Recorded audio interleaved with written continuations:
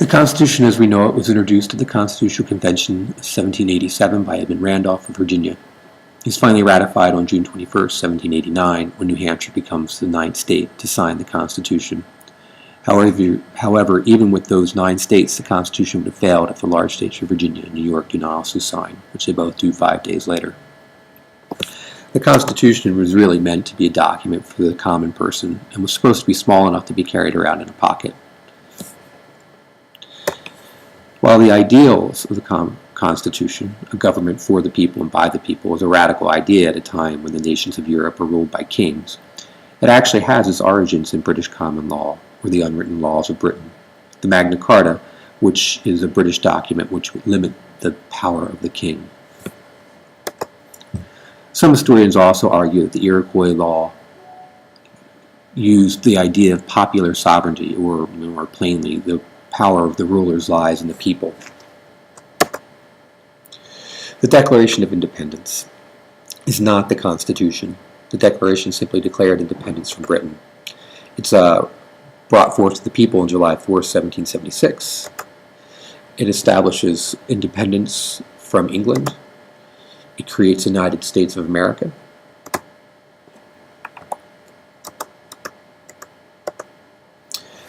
And its biggest contribution to the Constitution will be the key principle of the natural rights of man, life, liberty, and the pursuit of happiness.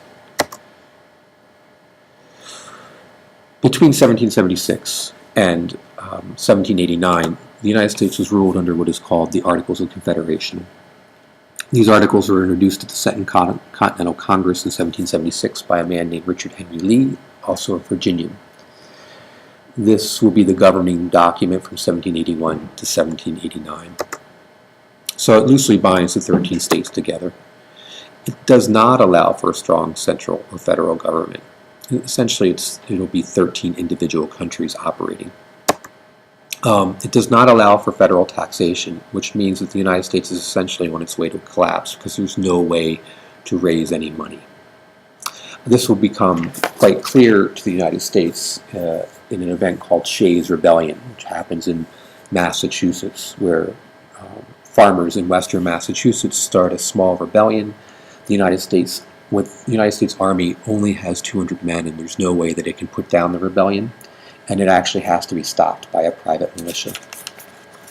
This scared the leaders of the United States so much that they met in St. Mary's, Maryland, to try and set up revisions to the Articles to somehow give the government a little bit more power so the country will not fall apart. This will lead to the Constitutional Convention. The Constitutional Convention is going to be held at Independence Hall in Philadelphia, the same place the Declaration of Independence is written. The nation at this time faced severe debt, a growing rivalry between the North and the South, a rivalry that, interestingly enough, has persisted for over 200 years and we'll see played out again this year in the presidential campaign. States squabbled over land to the west as the country was growing. The federal government could not negotiate foreign treaties. The states were united in name only. Finally, in 1787, some of the nation's leading statesmen, most notably James Madison and Alexander Hamilton, convinced Congress to hold a convention and rewrite the Articles. In late May of that year, the representatives of the 12 to 13 states gathered in Philadelphia. Rhode Island refused to attend, fearing a domination by a central government. The Constitution will solve many problems, but will introduce others. The conflict of Federalists and Republicans, federalism versus states' rights, and who gets to be a citizen.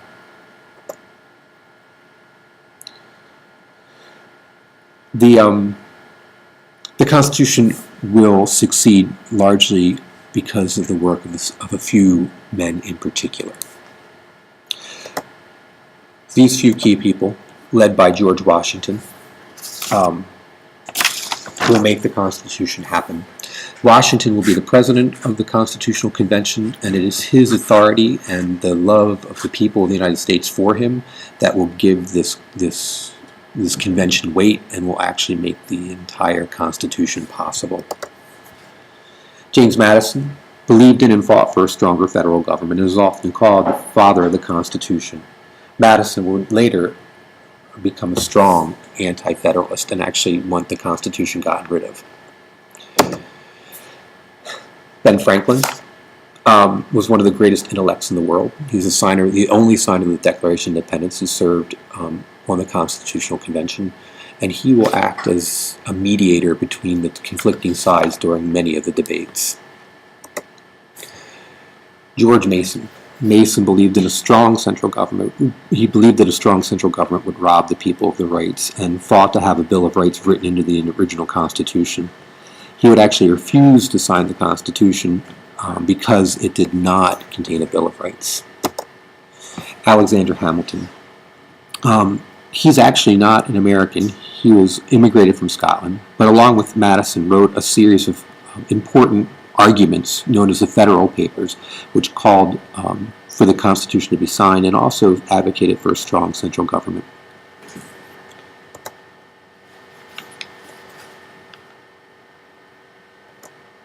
The key debates in the Constitutional Convention are going to be federal versus state power. Who gets to say who has what rights, who has which powers? Will the states have more power? Will the federal government have more power? Representation in Congress. Will large states have more power or will small states have more power? The compromise that comes out of this is, of course, the U.S. government, where in the Senate, small states have equal power with large states, and the House of Representatives, where large states have more power than small states. The issue of slavery.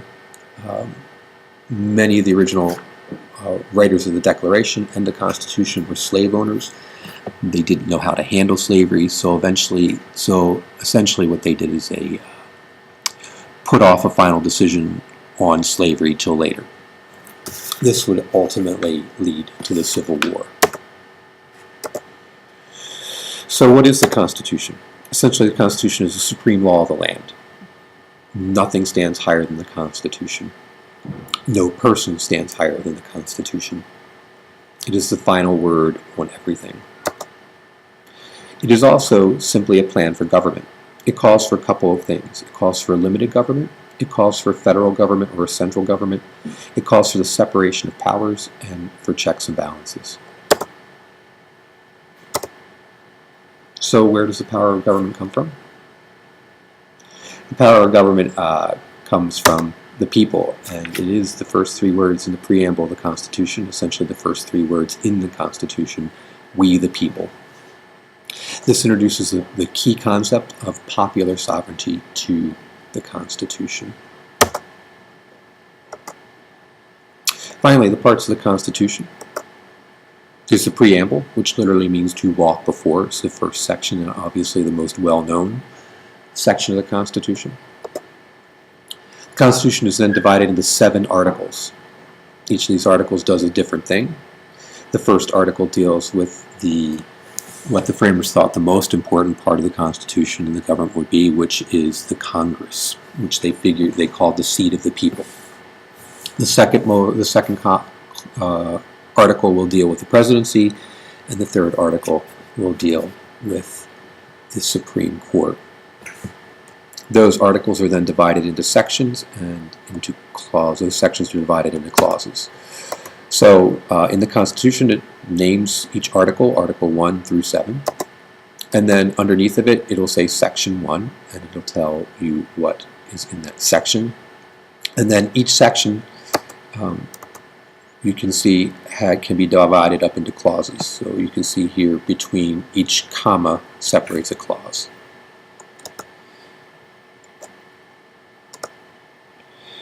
After the Constitution is written, there will be 27 changes. The first 10 are known as the Bill of Rights, and after that there will be 17 more changes to the Constitution, meaning 27 amendments in total.